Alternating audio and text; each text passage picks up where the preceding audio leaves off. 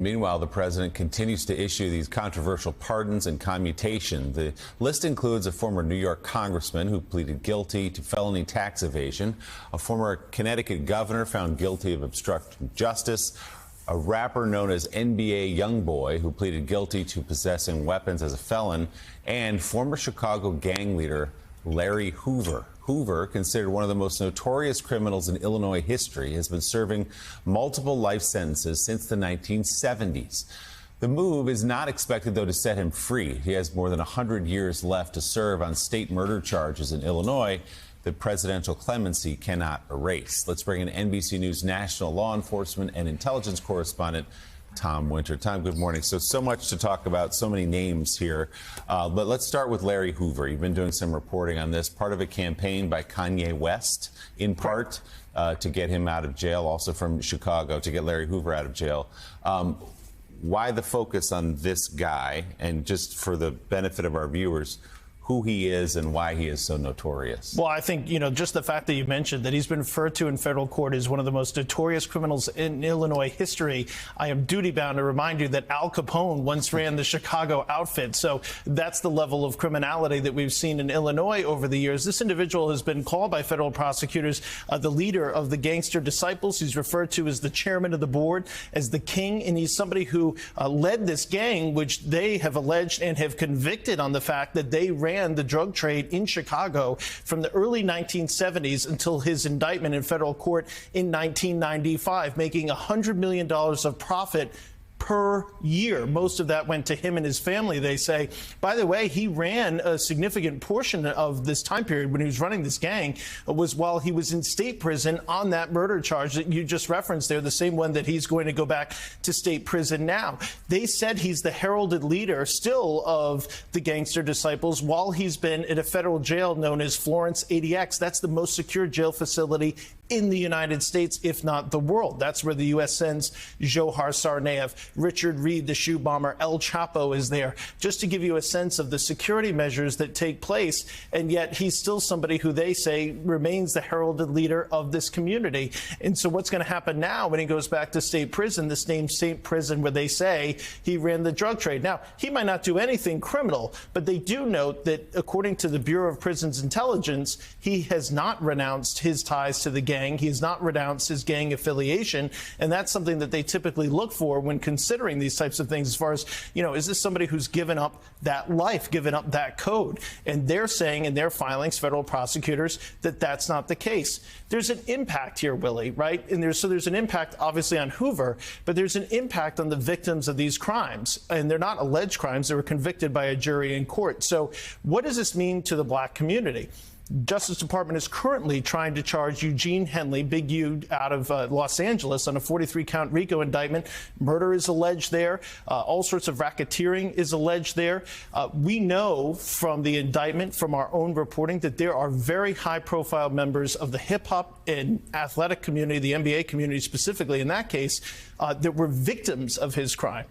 Those individuals we have tried to talk to for the last several months. I never do this. I never talk about the type of reporting that we're doing before we actually are ready with it.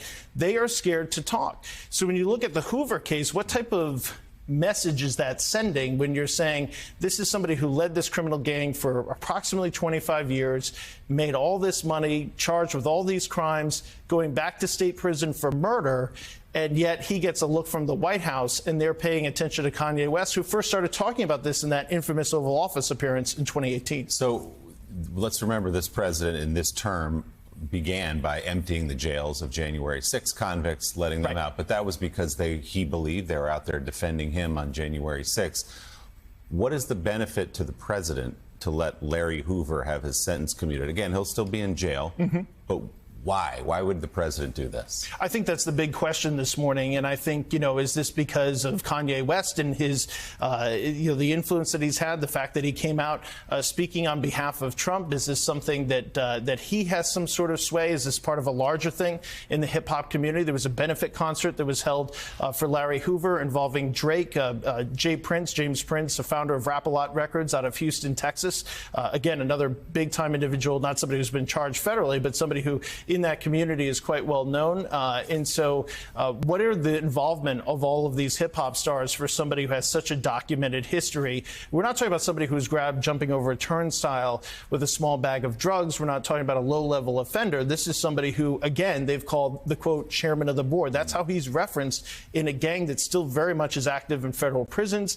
And the question is, will this continue in just overall the message that you're sending to the victims in this community? In some ways, I'm just going to give you this soundbite, John, and then you can take it to Barbara. Also, the president talking yesterday about Governor Gretchen Whitmer and the men who are convicted of attempting to kidnap her, floating the idea that he might grant them pardons too. I'm going to look at it. I will take a look at it. It's been brought to my attention. I did watch the trial. It looked to me like somewhat of a railroad job. I'll be honest with you. It looked to me like some people said some stupid things. You know, they were drinking, and I think they said stupid things. But I'll take a look at that. And a lot of people are asking me that question from both sides, actually. A lot of people think they got railroaded. A lot of people think they got railroaded. So, Barbara McQuade, we see now a pattern, of course, from President Trump that he's inclined to use the pardon or commutation powers for those who have been supportive and helpful to him. That includes former Congressman Michael Grimm here in New York. And now we have this moment in your home state in Michigan where these men were threatened to tie up, kidnap the governor of Michigan, the sitting governor. And Trump is now suggesting that people on both sides of the aisle, I think we can cast some doubt on that, are suggesting that this was unfair and this was a miscarriage of justice, akin to, someone said to me yesterday, some of the January 6th rioters who, again, also were committing acts of violence in Trump's name. What is your reaction to him floating this possibility to using his powers to help those who convicted of trying to kidnap the governor of the state of Michigan? Yeah, I think it's an appalling effort to normalize political violence. Some things to know about that comment. Number one, he said he watched the trial. He most certainly didn't watch the trial because federal court trials are not televised. So perhaps he watched some coverage of the trial. Some additional facts, he said that they said some stupid things. Maybe so. But in addition, there was evidence presented in that case that they created a fake shoot house, that they trained on extricating the governor from her shoot house and separating her from her security detail. And they surveilled the underside of a bridge that connects her home with the police department in an effort to avoid capture. So those additional facts were not known. The other thing that I think is important to remember here is the reason, the motive that these men had that was presented at trial was that they wanted to retaliate against her for her COVID shutdown orders. During that time, you may recall, Governor Whitmer was in a very public feud with President Trump, who posted online, "Liberate Michigan." And so these men, like those January 6 defendants, were acting in support of Donald Trump's political cause. And so the idea that they would be pardoned or have their sentences commuted really is apart with the January 6 defendants and seems like another effort to normalize political violence so long as you are on the side of President Trump. And again, with one of the few Democratic leaders who has stood beside President Trump at public ceremonies, certainly would be, again, not only disturbing for legal reasons, but for political reasons, very curious.